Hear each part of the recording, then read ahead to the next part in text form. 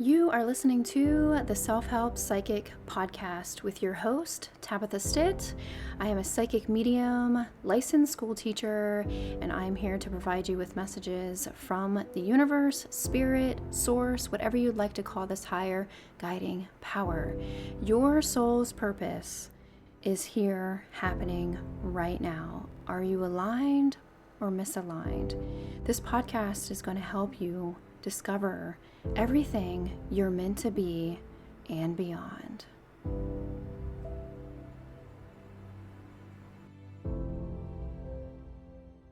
We have to talk about this, and it's really, really important. Self-help does not mean that you're doing this all alone. It doesn't mean that you are lonely when you get a self-help book either. This is something that we need to start talking about. And I know that the lovely Gabby Bernstein has a new book out called Self-Help, which is so awesome because as a self-help psychic myself, it is clearly a topic that we need to address as a collective, as human beings. So this is wonderful.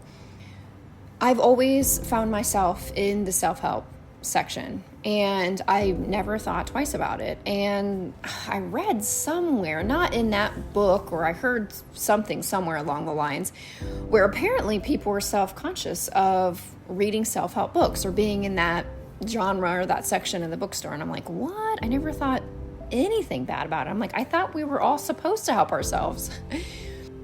Take that out of the way. Like, this is what we all are here to do. Now, going back to what I said at the beginning just a moment ago, it doesn't mean that you're doing this by yourself. Okay. Self-help does not mean you're solely doing this and you have to be isolated, which is what I talked about in the previous episode.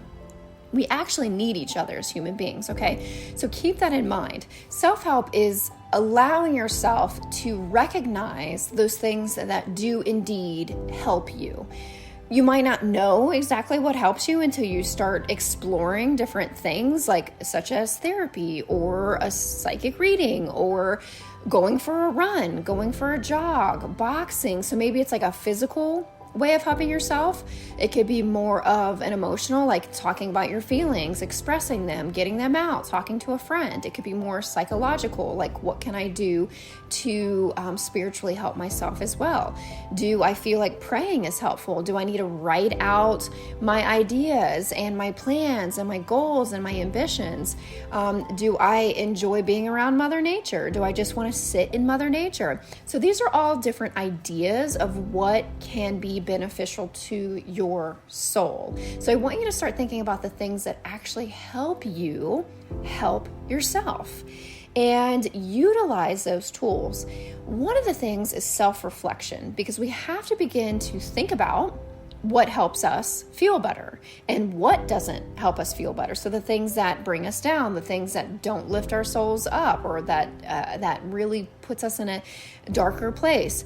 And so by comparing and contrasting those two options, those two ways of being, then we can really find our sweet spot.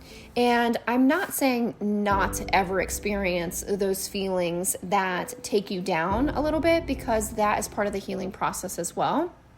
But it's really essential to find the tools that help you personally, because what helps other people or someone else or your friend or your husband or your wife or whatever, it might not help you. So for example, my husband goes to the gym every single day, and the days that he doesn't go, he is super grumpy.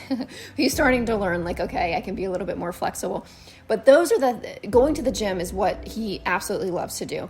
Now, he doesn't really, it's challenging getting there, right? But he is so disciplined that he's really good at doing it because he knows that it's going to help him. So it's like, we're not going to always feel motivated to do the things that help us. But when you think about it in more of a discipline manner or more of a ritual manner, I'm doing this because this is a ritual for my soul, or I'm doing this because I'm disciplined and I want to help myself, then that's a different way of thinking of it, rather than thinking, oh, but I need the motivation. Because a lot of times the motivation is just not going to come. I think Mel Robbins mentioned this. She's like, I believe, I hope that I'm quoting this correctly, but I think she was saying like this, motivation is kind of bullshit, right? Unless I'm thinking of someone else, it might be like Brene Brown or someone else that's wonderful, but motivation is not always going to be there. So you have to put yourself in a place where you're just like, okay, I just got to do this. Her method of 5, 4, 3, 2, 1. Okay, go do it. And then you're going to feel excellent afterwards, or at least you're going to feel better that you did it.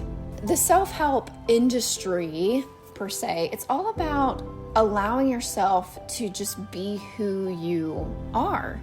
Recognizing that this is who you are, and recognizing also that we're all in this together as human beings, unless you've come from another planet, or you're here as a star or a seed child, or however you want to think of it, because there's all different kinds of ways we see ourselves. Essentially, I think we're all souls that are here in a human body.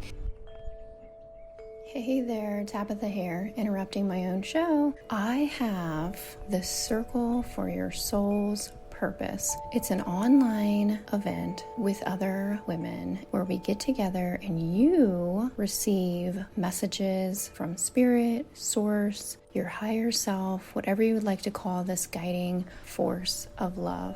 This circle happens randomly. So what that means is if you can make it, if your schedule allows, then guess what? You are meant to be there to receive those specific messages. If you can't make that circle gathering, don't worry, you can make the next one. If you would like to learn more, head on over to tabithastitt.com/the circle. Back to the show. And so we have either we've chosen or we haven't chosen. I don't really know the exact answer to that, but we're here. So we're going through the ebbs and flows of life. We're experiencing it. And so we have to, I guess we have the choice. We choose to recognize, we choose to do the things that either help us or hinder us. And that's really what it all comes down to. So self-help, I wanted to help you understand that it's not about doing this alone, because we need that connection. We need other people. But it's recognizing that, hey, maybe I need to talk to someone today. Oh, okay. Well, then you've just helped yourself by recognizing what would be beneficial for you, right? How else? Okay, so I need to help myself by not working so hard, right? I need to give myself a little bit of leeway. I need to stop being such a perfectionist. And so I'm going to just shake it off. I'm going to start listening to me, like listen to Taylor Swift. I have all these like references. I'm going to, shake it off. That song. Like I love that song. It's super old, but I love it. And, it's great. So find the songs that lift you up. Look at it that way. Rather than thinking that the self-help is all about doing it by yourself, because it's not. It doesn't mean that you can't rely on anyone. That's untrue. Certainly you can rely on other people. You can rely on yourself. You can rely on yourself in making the right decision. You can rely on other people to help guide you in the right direction. That would be beneficial. That would be helpful. That would lighten your load, that would take the burden off of your shoulders, that would light your path ahead of you, because essentially we're all in this together. There's no one individual person on this planet that is outside of the scope of getting away and out of this. Like we all have to experience the things that we're going through. So be kind to yourself is really what this is all about as well. Finding the things that work for you and giving yourself that permission to reach out, to create your work, to give yourself this meaning and this purpose, and doing the things that give you that sense of meaning and that sense of purpose. And also oh, this is a good one. I'm glad this popped up. But allowing yourself to let go of the things that are burdening you, that are depleting you, that are consistently bringing you down. Now that's challenging. That's really, really hard because we find ourselves feeling stuck. We're not actually stuck, but feeling stuck in certain situations, jobs, relationships, communities, certain religious upbringing, thought patterns, beliefs, and so as soon as you recognize it, that's when you have the power to change it. Because if you don't know, then you don't know. And that's oftentimes what's happening is we put a lot of judgment on other people, but really they might just not know, right? And so we have a different perspective on things. And plus, it's a lot easier for us to say something about someone else's perspective or situation than it is to actually be in that. We don't know. We're not in their position, right? And so allow yourself to let go, to release, to give yourself wings and fly away from those situations that are just burdening your soul. That's also helping yourself. And it's not easy, right? It can be very, very challenging.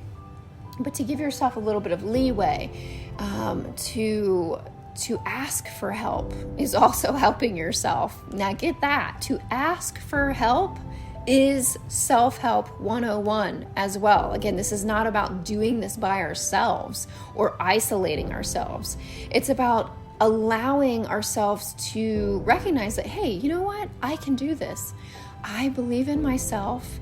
So I'm going to reach out to someone. I'm going to ask for help. I'm going to know that it's okay to be vulnerable. I'm going to talk about the uncomfortable thing. Because when you allow yourself to be in a position of being vulnerable, of needing that assistance, that guidance, you're automatically helping others as well. Because we all need each other in some way at some point in our lives. So it's like we're all helping each other out, essentially, is what it really comes down to. You're certainly helping yourself by listening to this, and I love it. And I'm also helping myself as well because I have been stuck in a dark hole for a while, and rightfully so. And if you know me and personally what's been going on, it's been really rough. And it hasn't been easy, but I will say that I just got out of one of the most beautiful sessions that I've had with a woman from Arthur Findlay, and she's also a psychic medium. She's a trance speaker, healer, a trance medium as well, and she is fantastic. Her name is Simone Key, and she offers wonderful courses and classes, and I just got out of a trance healing class. And as you can tell, I feel very good. I feel uplifted. I feel empowered. It feels good to be helping myself and also sharing this with you. My little buddy, Axel, just jumped up on my lap. He's kneading, my little kitty cat. He's kneading on my lap. And so this is going to break me away from this episode. I do hope that this was indeed helpful for you. Reach out anytime at tabithastitt.com. The link is below to do so. And so it is. Thank you so much for listening.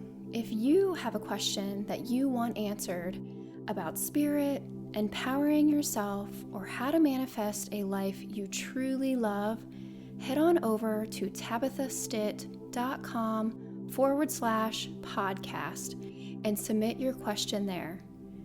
Until next time, continue to tap into your intuition, take action, and trust the process. And so it is.